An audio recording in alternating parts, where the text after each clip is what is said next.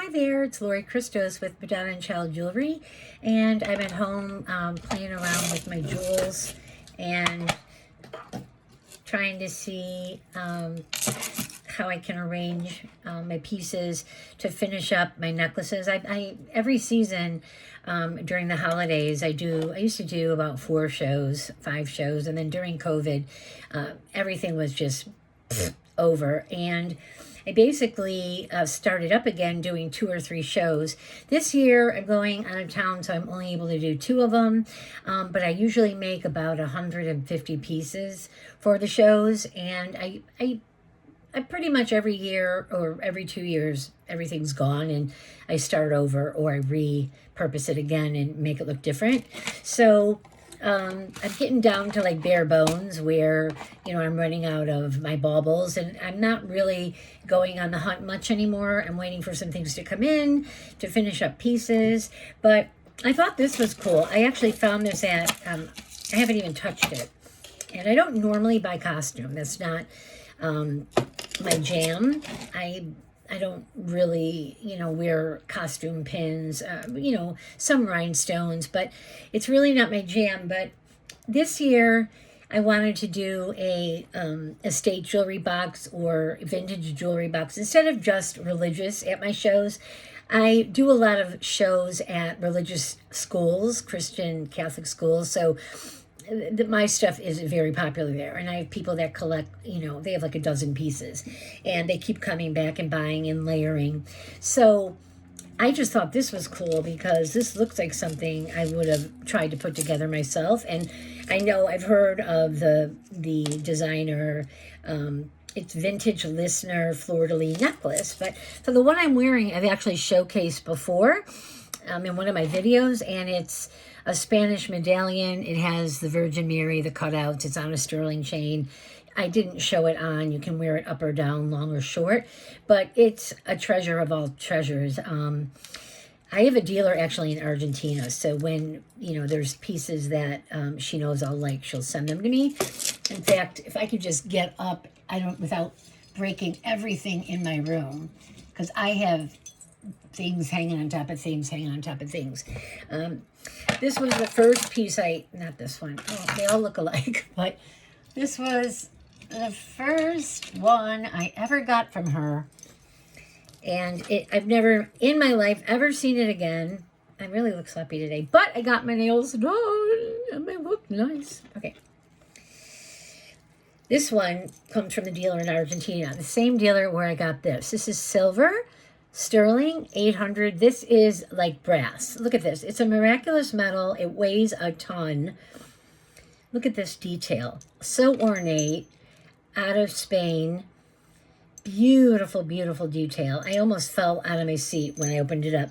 Sometimes I buy metals and they come and I'm like, it comes in and it's like a cracker. I could like break it. I mean, it's nothing. Like, I'm like, really? Like, that's what I bought? I get so mad. But you just don't know. And so this one was the opposite, a pleasant surprise, like amazeballs. I hate that term, but it really was. And I showed you some double cap rosary beads before, very similar. This on eBay, I said these are going for $3 and up. They're double capped. They're really antiques. These are not vintage. These are antiques, double capped crystal beads, heavy, heavy, heavy. And I've never sold it. Like, I have been offered a lot, and I'm like, no, I can't. I just never, no, it's not going to happen. I'm never going to sell it. And I layered it always with, a lot of gold tone, brassy pieces that I made. And then I gave it a rest for a while. But I can't. I mean, there's no dollar amount on earth.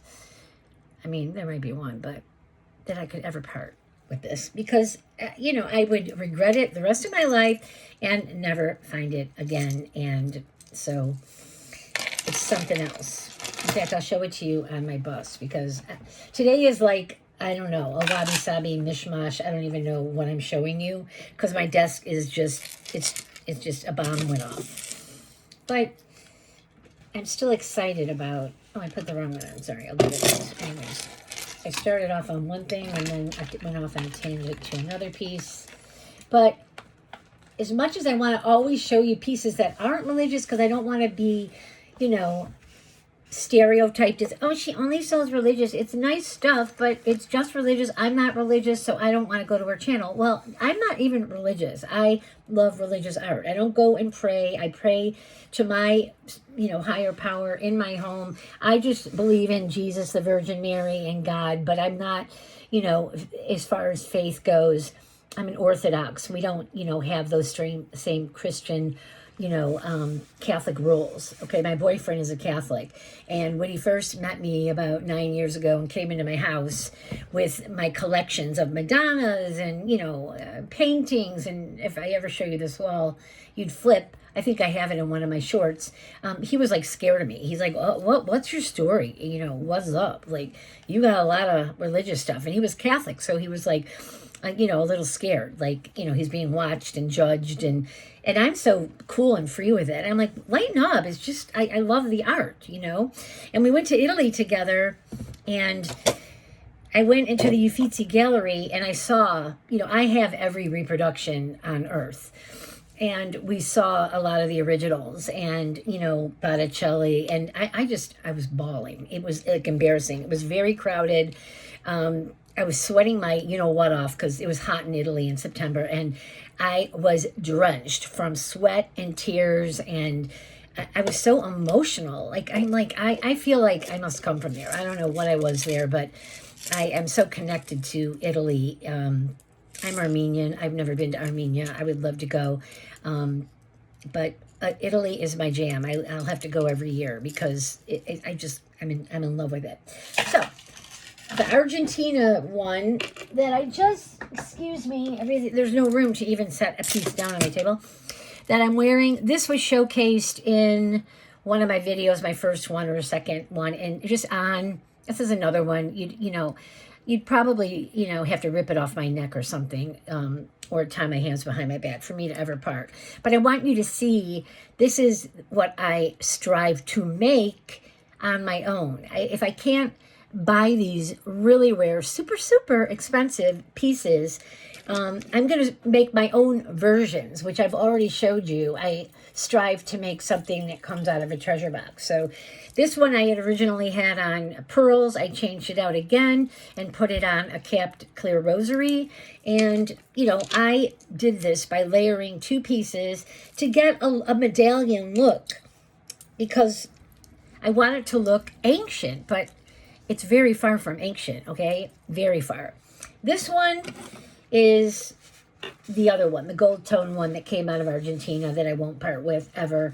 And this has got ancient vibes. So it's stunning.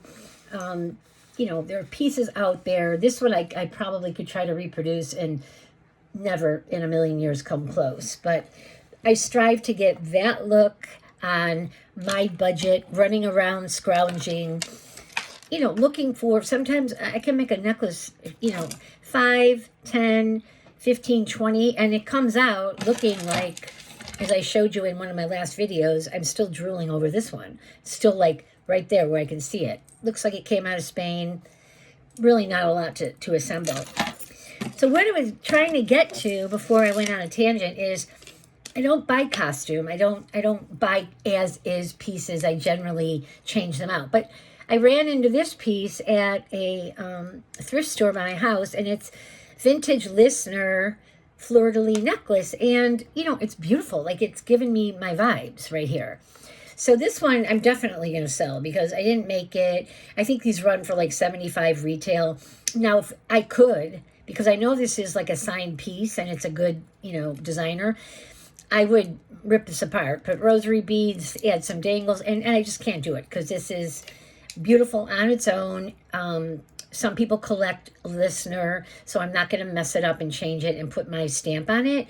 But I would love to throw it in like a bucket of varnish or metal darkener and make it darker and, more, moody and, my vibe. But I'm not going to do it. I'm just going to have it for sale at my show or here on YouTube. If you like it, you can just send me a message. It seems to work out very well, and I could sell this piece for 65-ish, right around there, 65. It's in perfect condition, pretty much. I try to go less than retail, but you know, I paid up for it because it goes with my stuff. And I don't want to always have religious. That's just like a French design fleur-de-lis. Okie doke. So what else I want to show you? Another little bubble that came out of Argentina from my dealer. And it's this. So it's actually Georgian. And it's stunning. It is turquoise, ruby, seed pearl. The top piece is a little darker.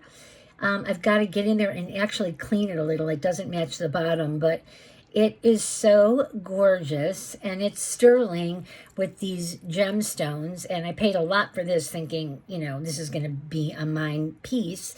But again, I'll bring it to my shows. I'll put a price on it. If I get the price, I'll sell it. But I know when I'm not going to ever see it again, kind of a thing.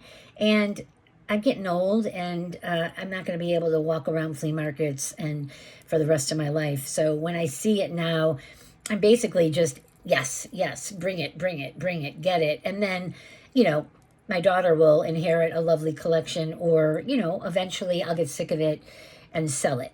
But it's stunning, like to die. And this one, you know, I probably will part with if somebody loves it. But see all the people that were wearing turquoise now, like the obsession of turquoise in, you know, the summer and fall. This is a gorgeous piece to layer with turquoise because it's on sterling and it's just dainty. And, you know, on a good day, Lori would wear it up here, you know, shorten the chain and layer. But I'm toning it down today a little bit so you don't get scared, because sometimes I get scared of myself.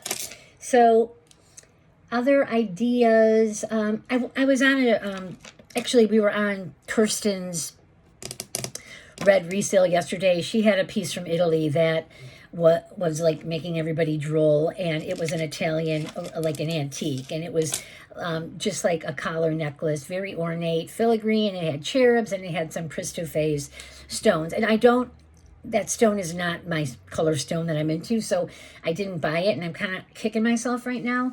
But I do make pieces using cherub findings, so I just wanted to show you a few. This, I'm not finished yet, I'm working on it, but this is basically a filigree. I think it was part of a bracelet, you know, like maybe even a elastic one, and it was loose, so I basically just kept them for the finding that I wanted to put on it, and I like the patina. So again, on my signature, I love creamy pearls. I could put it on creamy pearls. I added one at the bottom. It looks old. Like I just added this cherub finding. They might just be silver tone. I got them at a flea market, and this is going to be a really beautiful necklace. Just love the piece there. So this will be finished soon, and this will be for sale. If you like it, you can tell me what you like on it, and I can customize it for you and ship it. This is a sterling crucifix, Italian, same cherub, different look, older. I don't know if you can see that. Hang on. How do I do this again? Okay, let's go like this. It's so cute. Not really showing up great. This one I could put on another pearl that has a darker, you know, sterling spacer. I could do it on another creamy dark pearl, make it just real simple. The sky's the limit. I could put it on silver chains all day long. I could make a charm necklace. In fact, that's what I wanted to show you, is my charm necklace, cross charm necklace that I just made. So I think I'm going to grab it since I showed you that. But I'm going to show you that after I show you one more. Again, this is just probably a costume cross that has iridescent stones. It's not marked, but, you know, it's a little finer than like a ceratography. And I put it on iridescent beads to pick up the iridescent you know, little stones in there, fake gemstones. Another cherub, I think, yes, it is the exact same cherub, so I had 3 put on there with a little bubble, and it's a beautiful piece. And you know what? It's going to look like something old that looks one of a kind, and people think you went to Spain or something, or Italy, and picked it up for $400, but no, I made it a lot less. And would sell at my shows for about $125. These beads are still antique and expensive. And I do pick them up here and there for a song, but it's few and far between. So I don't just give them away like, oh, I can just go buy 10 more tomorrow. I do not buy anything that is mass produced. I have no interest in that at all. I'm sure I've picked up a million of these over the years, but I want to find stuff that is rarer to find, harder to find, doesn't look like anything generic that you can, buy. I don't want to go to a gem show. I don't want to buy knockoffs of, or new sterling crosses, or I have no desire. So if you're into brand new and contemporary and shiny, shiny, shiny jewelry, this isn't really not going to be your jam, because very rarely are you going to get a shiny. But I do have one shiny because I just got it yesterday, and I'm shocked. But I'm not, there's no way I'm going to burnish it, because the occasional person that comes along that just wears sterling and silver tone, they might buy this at my show. And guess where I got it? And I can tell you what a barganza. So this is one of those Jerusalem crosses. It's like sterling. It's very famous there. They do them with gemstones. This one is, got some stations on the back, but it has a brighter patina than I'm used to. I could have gone darker if I wanted to. And then I found in the exact same case a sterling twisted, gorgeous chain. And it's not magnetic. I'm pretty sure it's sterling, has a gorgeous closure. And voila. So I think this was $14.99 and this was $24.99 from Savers, and it looks treasure boxy to me. It'll be at my show. I'm not sure the price yet. I have to, because these are going for like 60-ish. So, it could be 95 if I'm feeling it, or up to 125 most likely for that. Oh my God, I keep forgetting to show you these pieces, so you might be here a while or pause it and come back. Another Spanish came from that lady in Argentina. This I made for myself for my birthday years ago, because I'm like, it was expensive. So I'm like, well, that'll have to be for my birthday. And it's, a rosary, it's Spanish, it's sterling, it's cut out. It's so fine, the filigree. And I used to have it on this rosary on top of like another rosary that matched, that was like a festoon. So it was like one and another. And, that was a long time ago, and people were wearing, this is like Virgin Saints and Angels, when everybody was wearing that, and you couldn't, the gaudier the better. So I toned it down this year and removed it. But I wouldn't really wear a crucifix at my neck, but I would definitely layer it down here. I have a person in mind that I would love to give it to. I really would, but I can't make the decision yet, because it would be like, giving him one of my puppies. But I'm thinking about it. We'll see. Okay, so yeah, Spanish. I showed you that. I'm not even going to show you that. I showed you my 3 cherubs findings and 3 different ways to make them. Another thing I do super rarely, because I have to have a flat surface. So I actually got this ring from Kirsten Red Resale. There's no way you could see that it's just a super little, like, Navajo plain silver ring, but it kind of is along the vibes of this. And I have these little baby miraculous metals that were once a rosary bead, and now I probably have like 40 of them. But they're great for making this tiny ring that I have adorned with rhinestones. So, I mean, it looks like diamonds on a good day. And I've blown these out. I mean, I sell them all the time for my shows. I have a few more in storage, but this one always sells, because, I mean, where are you going to find it? It's antique, for one. All the pieces I use are antique. The ring is old. So where are you going to find that? Except for here. So if you want that for a gift, feel free to reach out. I have a couple of those. I'm not going to show you specifically what they look like, but I make, I use the same, like, beads to make the charm bracelets. But this is my story. A lot of times these are all sterling. So for one bracelet and 5 sterling, metals, you're going to pay a lot, because they're sterling silver. It's old. And where are you going to get it? And I don't use icky metals. I mean, they're pretty much usually always Virgin Marys or something. They're always ornate, and they're always, you know, either cut out or the cutout's balanced, and they're not the, you know, the generic ones. These are the rarer ones that you can buy for, you know, 30, depending on who's selling them, 15, 20, 30, 40 a piece. I didn't come anywhere close to spending that, but it's got that look. Another one, I did it on just, I think it's just a silver tone, like chunky, kind of curb link chain that's kind of like motorcycle vibes. But these I did with 1.5 inch charms. And I mean, wouldn't that be a darling necklace? And don't think, you know, I didn't think about it, because I would have if I didn't already have a bunch of charm necklaces. But look at these chunkies. Gorgeous. I mean, add a few links. I mean, I could see a man wearing that, but this is something like with this, I could just layer with it. And, you know, like I said, the more the merrier over here. I like more and more. This one is more of a Gilver metal, but they're all sterling. And it's on, this one's just a clear rosary. But these bracelets are, when I do shows, I only have 3 to 5 bracelets, and I blow them out, so they're the first ones to go, is because they're gifts, and everybody loves a bracelet. I used to do these little faceted beads with an antique metal. I've only got one left, so I kind of kept it for myself. I don't feel like stringing. I'm not into it, but I loved these. They go with everything, and I made them for all my friends for Christmas a few years ago, and they have like 3 or 5 of them, and I've got one that I actually had to like beg them, like, could I have one back, because I would be cute with this, but I don't have any, because I gave them all to you people.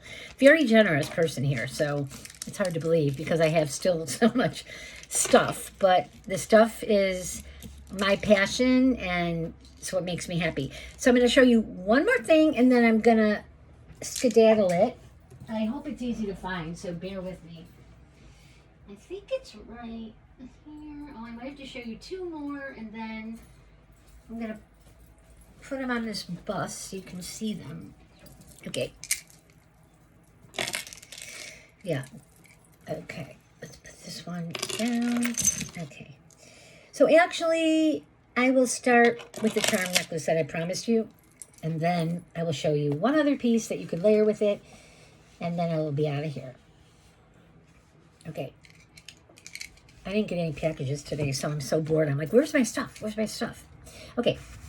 This one is a charm necklace. I am famous for these. I have a bunch. I've sold them. I used to layer them. If you go to my Facebook page, you're going to see a purple rosary double layered one with beads that I used to sell in stores for like $400. So those are gone. But this is just to show you close up. The enamels. So these are, you know, vintage to antique enamel. These are super expensive. They're rare. I actually adorned this metal on this connector because Jesus or something who was on it fell off. But I had a metal the exact size and put it on there. And then I basically had something go in there. And then I added this beautiful cutout Virgin Mary and a couple of other sterling charms. These are all sterling. I don't believe the rosary or the beads are. It's probably just like nickel metal, but it looks amazing together because my charms always have patina. So sometimes sterling, you know, isn't going to do the trick. I'm going to have something else or burnish. And so here's that. One more that goes with this collection. Because I mean, if I'm going to do enamel, then I'm going to do, because you put it down and it looks like everything and it gets lost. This one, I use the same exact beads, the silver tone, and I made, this was a cutout cross. I think it's cutout, yeah. Beautiful, like Maltese cross. Plain, it was plainish. Found a Virgin Mary metal, she's ideal. She fit perfectly. Added a crystal little bubble at the bottom. And if I push this down, I've got to buy some new busts because they're all like broken and they don't hold stuff anymore. And I saw somebody do a trick by putting a little push pin there, but there you go. There it is. there she is. So beautiful little cross. You can layer this together or not.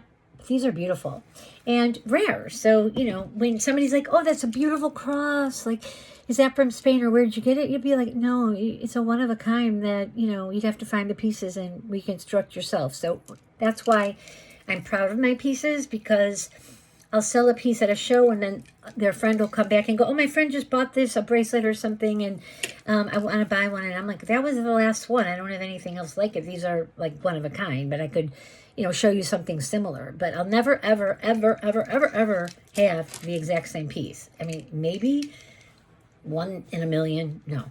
So these are them. That's my one charm bracelet. And I wanted you to show you those. I have a collection, and maybe one day I'll show you some other ones. So I guess I'll bow out from now and watch this and see if it was a complete mess, because I'm not sure, and I know my t-shirt is a mess, so I'm not really sure if this is like going to be a little bit obnoxious, but I'll watch it back, and if it isn't, it's going on YouTube, and hopefully going to get me some people. I need some people here, people, so we can do live auctions. I just need a few hundred, so share me away. We'll have a great time. I've got plenty that is not religious, believe you me, and see, I have plenty of that.